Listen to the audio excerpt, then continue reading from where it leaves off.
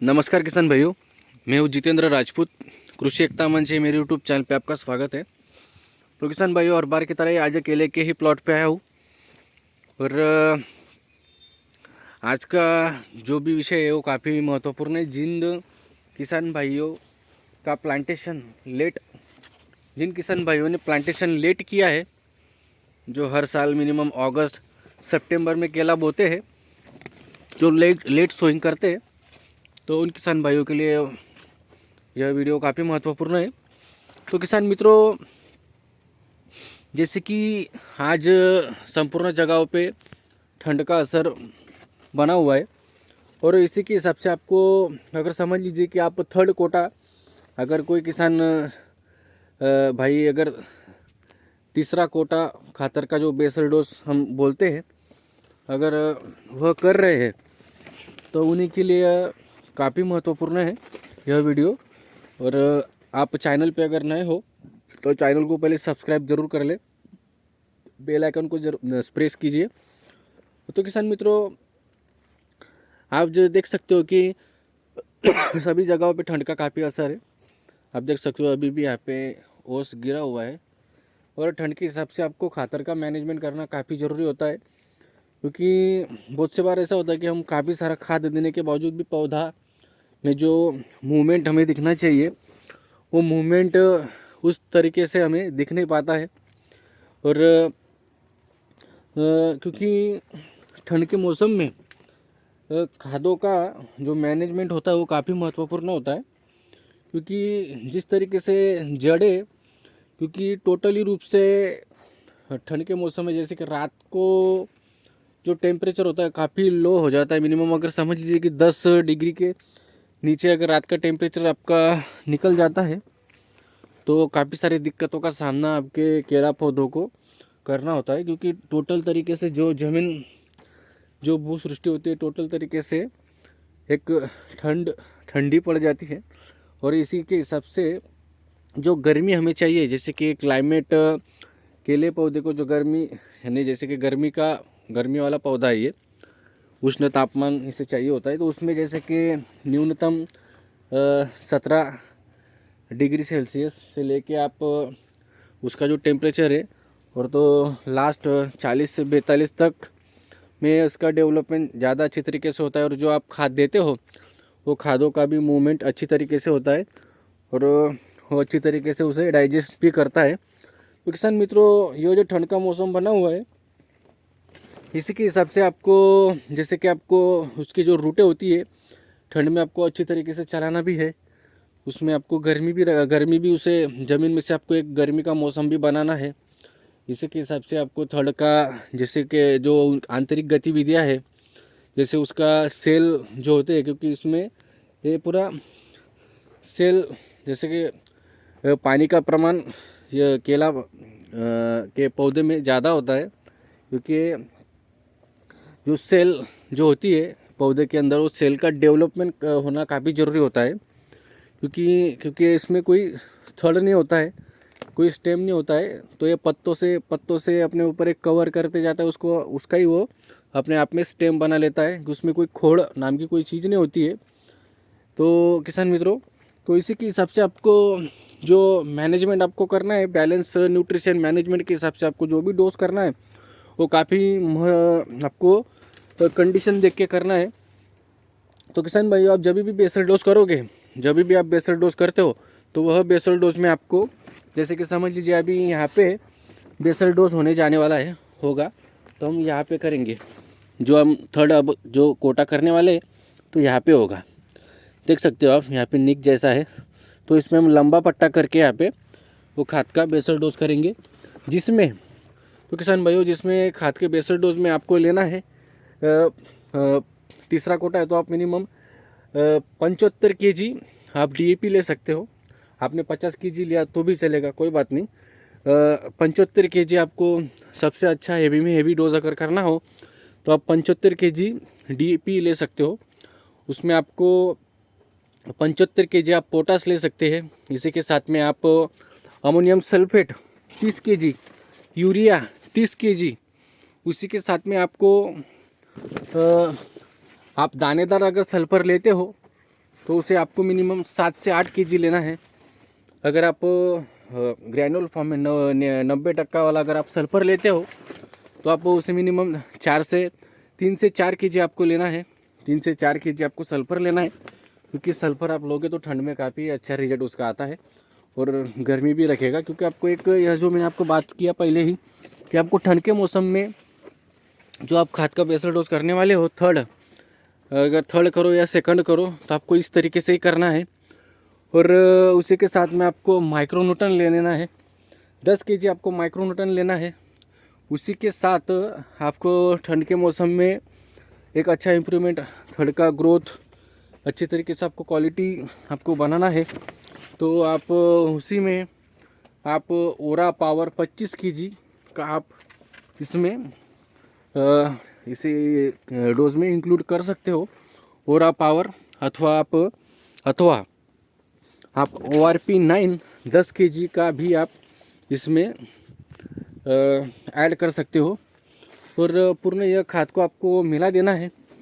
खाद को आपको मिला के दोनों साइड पे, जैसे मैंने आपको बताया, दोनों साइड पे आपको लंबा पट्टा गिरा देना है। और 2-2 इंच अगर आप उसे दबा के देते हो, गड्ढा करके देते हो, तो काफ़ी अच्छी तरीके से उसका रिजल्ट आपको प्राप्त होगा। क्योंकि बहुत सारे ऐसे किसान होते, किसान भाइयों, कि वो खाद का जब भी बेसल डोज करते हैं तो बहुत से बार वो यानी ऊपर ही डाल देते हैं, ज़मीन के ऊपर ऊपर ही उसे डाल देते हैं। तो उसमें क्या होता है कि उसमें जो बाष्पीभवन के हिसाब से जो 100% जो खाद का जो हमें रिजल्ट मिलना चाहिए वो मिल नहीं पाता है। तो आधा 50% तो खाद ऐसे ही हवा पानी में निकल जाता है, डैमेज हो जाता है। यानी जैसे कि आपने पानी अगर दिया, अगर ओवर वाटरिंग अगर होगा तो फिर वो ड्रेनेज हो जाता है। अगर वातावरण के हिसाब से हो फिर उसका काफ़ी सारे मात्रा में बाष्पीभवन हो जाता है। तो आपको संपूर्ण तरीके से आपको रिजल्ट चाहिए तो आपको मिनिमम 2 से 2.5 इंच आपको नीचे गड्ढा करके और मिनिमम 1.5 फुट का आपको लंबा पट्टा करके अगर आप उसमें दबा देते हो तो काफ़ी बेहतरीन तरीके से रिजल्ट आपको 100% आपको वह खाद का रिजल्ट आपको मिलेगा। और जिस भी तरीके से आपका स्टेम साइज है, आप अच्छे से ग्रोथ है, वो सभी हिसाब से, जैसे कि पौधे में स्टोरेज है, जिस भी तरीके से आपने, जैसे कि गर्भधारणा अगर आगे चल के अगर समझ लीजिए कि आपका पौधा 4 महीने के करीब है तो अच्छे से उसमें गर्भधारणा भी होगी। और जो फॉस्फोरस पोटास जो माइक्रोन्यूट्रन चाहिए तो इसी तरीके से वो अपने आप में एक जो फिंगर ऑफ क्वांटिटी होती है गर्भ में, जिस तरीके से फॉस्फोरस पोटास माइक्रोन्यूट्रन इन चीज़ों का जो उसमें इम्प्रूवमेंट जो इंक्लूमेंट चाहिए होता है, तो उस तरीके से सभी पोषक तत्वों का सप्लीमेंट होगा। और उसी तरीके से वहाँ पे जो आप फिंगर ऑफ क्वांटिटी, लेंथ, इसी तरीके से वेट, सभी प्रकार जो भी आपको चाहिए, प्रोडक्टिविटी आपको काफ़ी अच्छी मिलेगी। तो आपको किसान भाइयों इस तरीके से आपको मैनेजमेंट आपको अगर समझ लीजिए लेट आपका सोइंग प्लांटेशन आपका लेट है, अगर ये स्टेज पे आप खाद का बेसल डोज करने जा रहे हो तो ठंड के मौसम में इस तरीके से आप खाद का बेसल डोज करोगे तो काफ़ी बढ़िया रिजल्ट आएगा। उसी के साथ में तो किसान मित्रों अभी देख सकते हो यहाँ पे हमने इसके पहले भी यहाँ पे कम से कम हमने आज से 15-20 दिन पहले यहाँ पे कॉर्न पिलिंग किया था।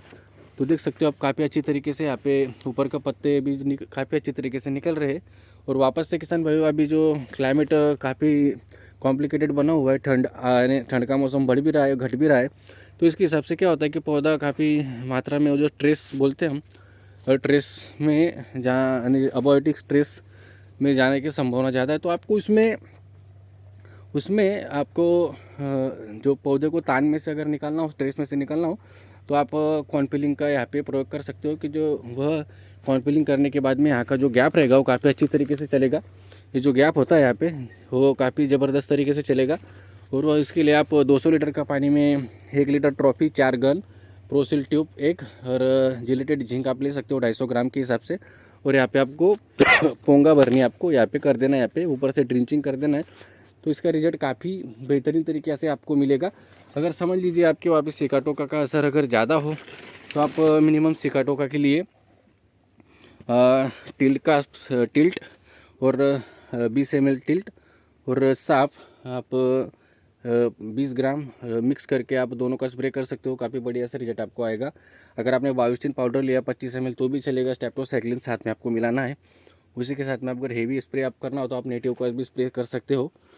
तो किसान मित्रों, इसी तरीके से आप को जो मैंने बताया अभी शेड्यूल, आप अगर समझ लीजिए आप तीसरा कोटा अगर आप कर रहे हो ठंड के मौसम में, और अभी के टाइम पे जो भी जो लेट जिन्होंने प्लांटेशन किया है, तो जो भी खाद का बेसल डोज का अगर सोच रहे हो और कर रहे हो तो आप यह बेसल डोज करिए। उसी के साथ में आप कैल्शियम, बोरॉन, जिंक भी आप ठंड के मौसम में दीजिए, काफ़ी अच्छा रहेगा। सेल वॉल उसकी जो एपिपेशिया रहेगी वो डेवलपमेंट अच्छे तरीके से होगी। और साथ ही साथ में आप सल्फ़र जैसी चीज़ों का भी प्रयोग करिए। अगर आप लिक्विड सल्फ़र देते हो तो 500 ml के करीब आप लिक्विड सल्फ़र आप ड्रिप में से दे सकते हो। उसी के साथ में किसान भाइयों, आप फॉस्फोरिक एसिड का भी प्रयोग करें। साथ ही साथ आप अगर सल्फ्यूरिक एसिड देते हो तो आप वो कर सकते हो। फॉस्फोरिक अगर देना हो तो आप ammonium sulphate 5 kg, phosphoric acid आप मिनिमम 2 से 2.5 लीटर का प्रयोग आप कर सकते हो। साथ में आपको मैग्नीशियम देना हो तो भी चलेगा, मिनिमम 3 kg। आप सल्फ्यूरिक एसिड दोगे तो भी कोई बात नहीं है, आप मिनिमम 1 लीटर के करीब आप 1000 प्लांट पे आप दे सकते हो। उसी के साथ में आप रूटों को आपको चलाना है काफ़ी अच्छी तरीके से। आपको जितना आप जड़ों का विकास होगा तो उतना ही आपका न्यूट्रिशन हो ज़्यादा से ज़्यादा अब तक करेगा। तो आपको कल्चर का भी प्रयोग करना है, जिसमें NPK का बैक्टीरिया आपको लेना है। अच्छी तरीके से आपको कल्चर बना देना है, काफ़ी सारी वीडियो में मैं बताते रहता हूँ। तो आपको कल्चर पे भी ध्यान देना है, जैसे कि NPK का बैक्टीरिया लेना है, ट्राइकोडर्मा लेना है। उसी के साथ में आप वाम जो आता है, वाम जैसे रूटों को काफ़ी अच्छी तरीके से आप वह डेवलप करता है, तो आप वो ले सकते हो 100 ग्राम 1 लीटर NPK का बैक्टीरिया। 500 ग्राम ट्राइकोडर्मा ले सकते हो आप। पैसिलोमाइसिन 500 ml ले सकते हो। और उसमें आप बेसन 250 ग्राम, देसी गुड़ 250 ग्राम, आप छाछ ले सकते हो 2 लीटर गोमूत्र ले सकते हो। उसे आप मिनिमम 2 से 3 दिन उसे आप घर पे रख सकते हो। और घर पे रख के मिनिमम 48 घंटा रख के उसे आप ड्रिप से अप्लाई कर दीजिए। काफ़ी बेहतरीन तरीके से आपका पौधा भी ग्रो होगा और केले में एक क्वालिटी भी रहेगी आपकी। और आप जो खाद दे रहे हो वो खाद काफ़ी अच्छी मात्रा में आपका काम भी करेगा। तो किसान मित्रों, आपको मैंने टोटल स्टेप बाय स्टेप बता दिया है, तो आप खाद का इस तरीके से आप मैनेजमेंट करिए, काफ़ी अच्छा तरीके से आपको रिजल्ट मिलेगा। तो आज का टॉपिक इतना ही था। और आज किसान भाइयों, अगर आपको कुछ पूछना हो तो आप मुझे ज़रूर पूछ सकते हैं, कॉल कर सकते हो। मैं डिस्क्रिप्शन में मेरा नाम नंबर देता ही हूँ। अगर चैनल पे आप नए हो तो चैनल को जरूर सब्सक्राइब जरूर कर ले, बेल आइकन को प्रेस करें, ताकि जो आगे आने वाली जो मेरी वीडियो इसका आपका नोटिफिकेशन सबसे पहले मिले। तो मिलते हैं किसान मित्रों नेक्स्ट वीडियो में। नमस्ते।